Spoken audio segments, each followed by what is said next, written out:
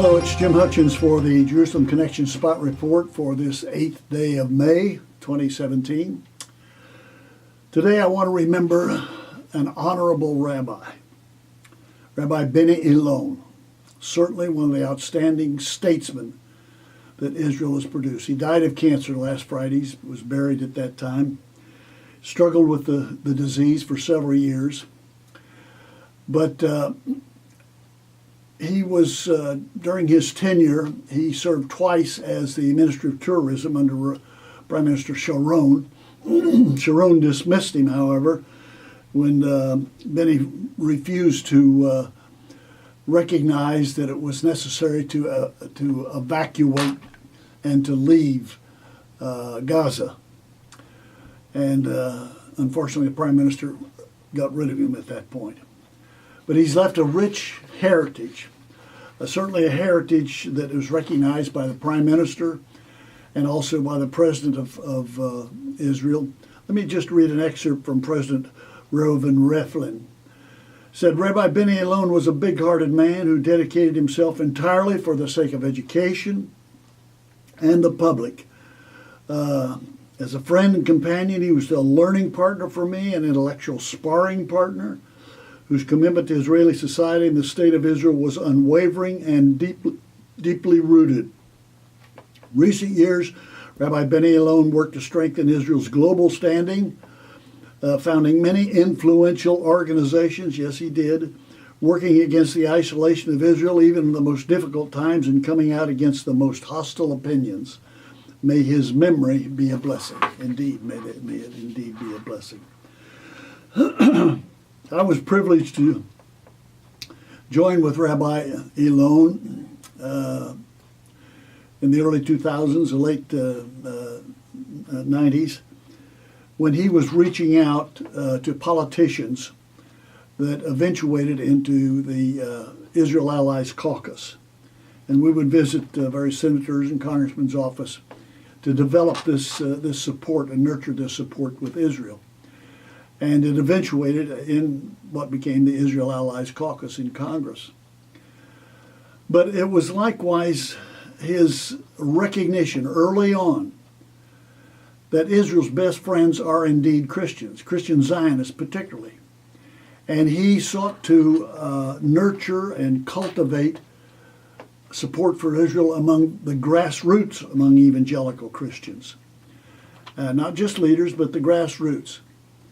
And he was probably more successful than any other Israeli that I'm aware of. Israeli Ambassador Danny Ayalon was certainly one who did that as well. But I was privileged to join him, as I say, in many outreaches to those to cultivate that support. When he got cancer, I wrote to him a letter and told him certainly we're praying for him and be encouraged that God's people are praying for him, evangelicals especially. And I closed it by quoting Numbers chapter 6, the Aaronic priesthood. And I quoted it from Hebrew.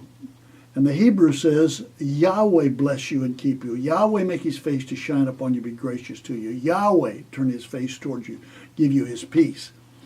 And Benny wrote back and thanked me for my prayers and my remembering him. And he closed it by saying, Yahweh is good. Now that was very significant for a rabbi, an Orthodox rabbi, to say that and to put it in a letter to me. And I was reminded then and since then of Jesus' words in Matthew chapter 23, verse 39, where Jesus said to the religious leaders of his day, you'll not see me again until you say, Baruch haba b'shem Yahweh. Blessed is he who comes in the name of Yahweh. I don't know whether Benny came to that point or not, but certainly he has a great legacy that he's left. And a part of that great legacy is a book that he wrote, came out in 2005, entitled God's Covenant with Israel. God's Covenant with Israel. And there are two quotes I want to leave with you from that. One is from page 25 of this. And he's noting the 4 altars that had been forsaken, altars where the altars had existed in Israel's history in Shechem and Bethel and Hebron and in Jerusalem. And he says this on page 25. I've never forgotten this, page 25 of his book. Those who believe in the Bible must ask themselves how we allowed these sites, these holy sites, so significant to our heritage, to be abandoned and desecrated. Now listen to this. The Jews are the children of Abraham. Christians are the children of Abraham by faith. Here is a Jewish rabbi, Orthodox rabbi, saying openly and putting it in print that Christians are the children of Abraham by faith. That is huge.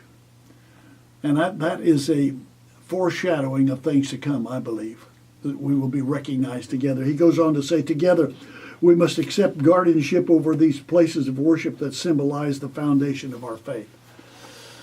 Now that's very significant. What a heritage, what a legacy. But then also he did something I think was as current today as the day it was given. He developed key principles of what he referred to as the right road to peace.